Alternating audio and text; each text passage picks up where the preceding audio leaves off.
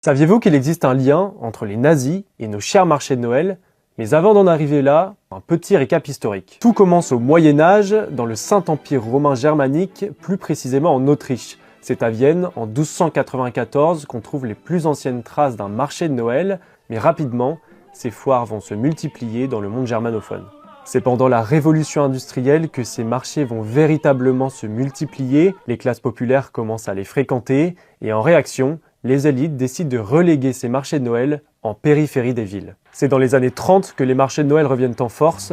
Avec la dictature nazie, Noël devient une fête nationaliste. Les marchés de Noël permettent de promouvoir l'héritage allemand. À cette époque, la crise économique fait rage. Pour les nazis, les marchés de Noël permettront alors de stimuler l'économie avec des produits made in Allemagne. Ils décident alors de réimplanter les marchés de Noël dans les centres-villes. En 1934, celui de Berlin rouvre. Il est inauguré par Joseph Goebbels, le ministre de la Propagande, et le succès est immédiat.